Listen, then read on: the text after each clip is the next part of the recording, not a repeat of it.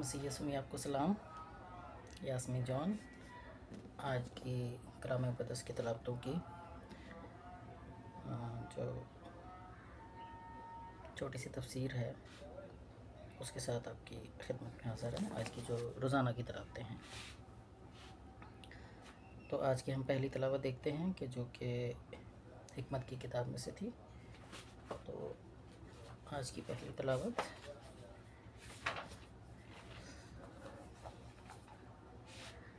जो कि हमने नहीं ली कैथलिक कलीसिया ने दी। कैथलिक कलीसिया ने हमें दी और हमने ली। कैथलिक कलीसिया ने हमें दी हिकमत की किताब, उसका 7वां बाब, उसकी 7वीं से 11वीं आयत। तो इसमें कुछ यूँ लिखा है कि आज की पहली तिलावत में हज़रत सुलेमान की दुआ को बयान किया गया है। मैंने जब जदुलनामे की तिलावतों का बयान किया था तो मैंने बताया था कि जब हम थोड़ी सी गहराई में जाते हैं और पाक कलाम को खोल के पढ़ने की कोशिश करते हैं तो तब हमें पता चलता है कि एक्चुअली में जो किताब है वो किसके नाम को या किसके किरदार को, किसकी तफसील को बयान करती है। तो इसमें हमने देखा कि जो हिकमत की किताब है वो किसका बयान देती है, वो हज़रत सुलेमान, जो कि दाऊद नबी नहीं, दाऊद बादशाह का बेटा था। हज़रत सुलेमान बोला, सुलेमान बादशाह जो कि दाऊद बादशाह का बेटा था। तो उसकी दुआ को बयान किया गया है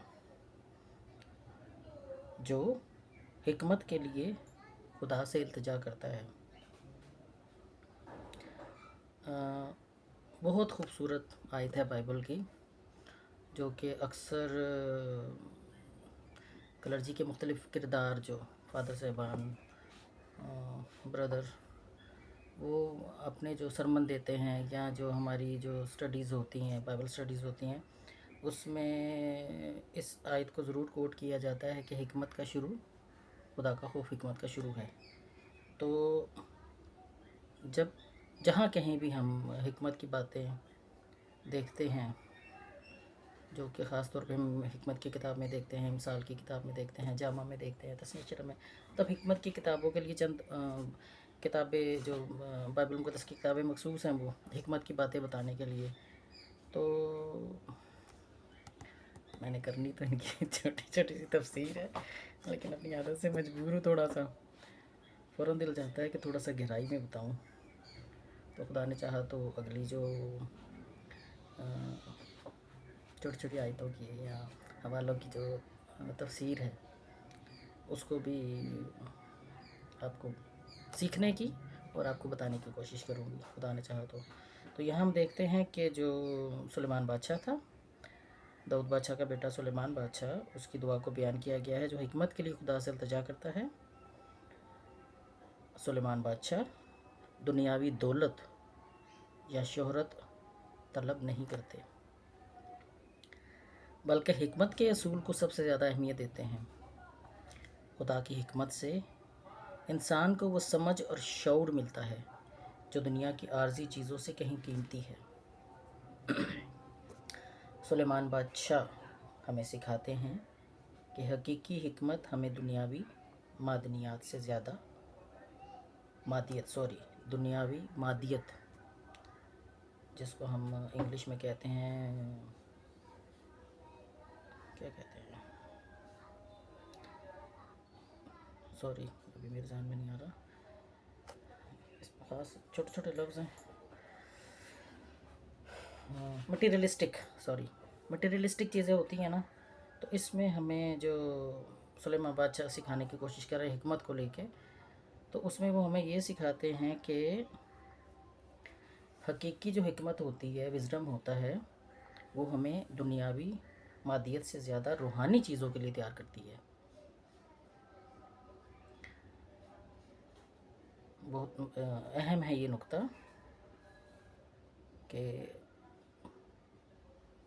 पाक कलाम के वसीले से जब हम सुलेमान बादशाह को पढ़ते हैं तो वो हमें क्या सिखाते हैं, ये पाक कलाम हमें क्या सिखाते हैं उनके ज़रिए से। तो वो कहते हैं कि हकीकी हिकमत हमें दुनियावी मादियत से ज़्यादा रूहानी ज़िंदगी के लिए तैयार करती है।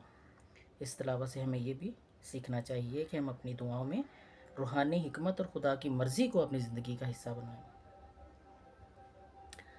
आज का जो मज़मूर है वो हमें क्या बताता है?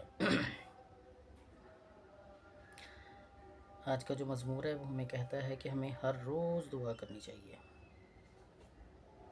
क्योंकि दुआ के ज़रिए खुदा हमें ज़िंदगी के दिनों का शुमार करना सिखाता है। आपने अक्सर सुना होगा, पढ़ा भी होगा कि जब हम दुआ करते हैं तो हम खुदा से बातचीत करते हैं, लेकिन जब हम पाक कलाम पे पढ़ते हैं तो खुदा हमसे बातें करता है। तो इसमें भी ऐसे ही है, इस ज़बूर में भी ऐसे ही है कि